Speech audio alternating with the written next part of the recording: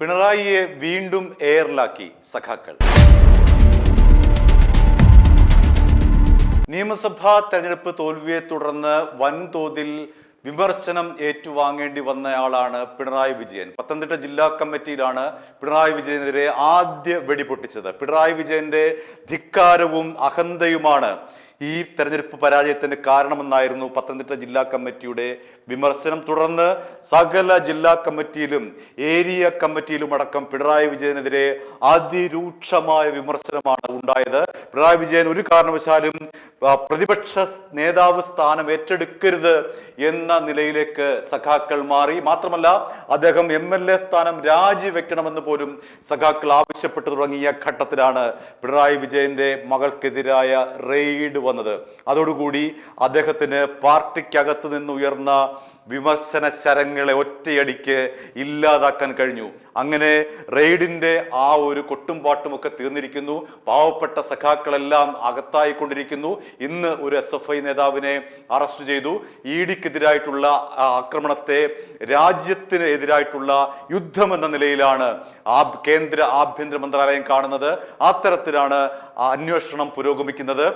കഴിഞ്ഞ ദിവസം അറസ്റ്റിലായ 5 പേർ നൽകിയ ജാമ്യ ഹർജി കോടതി തള്ളിയിരിക്കുന്നു. അതീവ ഗുരുതരമായിട്ടുള്ള വകുപ്പുകൾ ചുമത്തിയാണ് EDയെ ആക്രമിച്ചവരെ അറസ്റ്റ് ചെയ്ത് ജയിലിലാക്കിയിരിക്കുന്നത്. അവർക്ക് എന്ന് ജാമ്യം കിട്ടുമെന്ന് പോലും ആർക്കും പ്രവചിക്കാൻ കഴിയാത്ത അവസ്ഥ.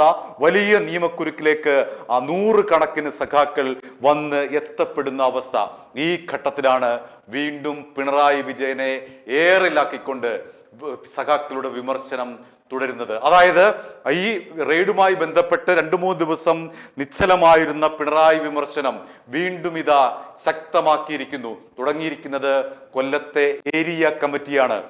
ആ കമ്മിറ്റിയിലെ സഖാക്കൾ ആവശ്യപ്പെടുന്നത് പിണറായി വിജയന് വേണ്ടിയായിരുന്നുവെങ്കിൽ സഖാക്കൾ ഇറങ്ങിയതിൽ, EDക്കെതിരെ ഇറങ്ങിയതിൽ അതിൽ അർത്ഥമുണ്ടാകുമായിരുന്നു. കാരണം അദ്ദേഹം പോളിറ്റ് ബ്യൂറോ മെമ്പറാണ്.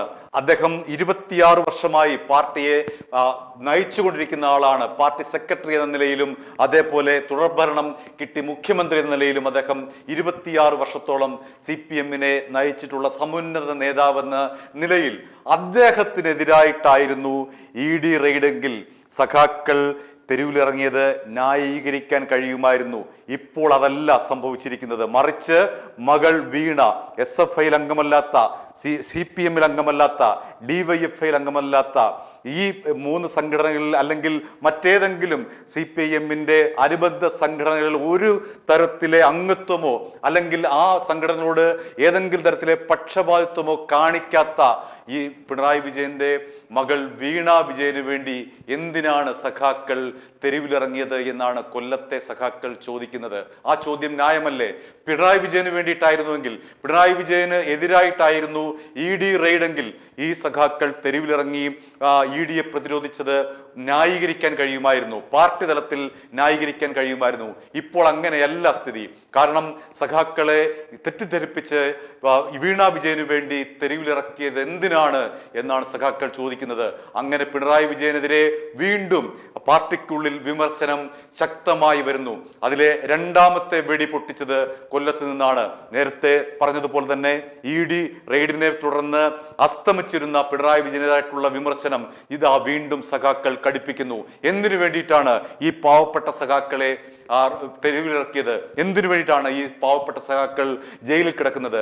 വീണ വിജയന് വേണ്ടിയിട്ട് എന്തിനാണ് സഖാക്കൾ EDക്കെതിരെ രംഗത്ത് വന്നിരിക്കുന്നത്? പിണറായി വിജയനാണെങ്കിൽ അദ്ദേഹത്തിന് വേണ്ടി പ്രതിരോധിക്കാൻ ഞങ്ങൾ തയ്യാറാണ്. പിണറായി വിജയന് എതിരായിട്ടായിരുന്നു ED റെയ്ഡെങ്കിൽ ഇതിന് അല്പമെങ്കിലും ന്യായീകരിക്കാൻ നമുക്ക് സാധ്യതയുണ്ട്. പക്ഷെ ഇപ്പോഴങ്ങനെയല്ല സംഭവിച്ചിരിക്കുന്നത്.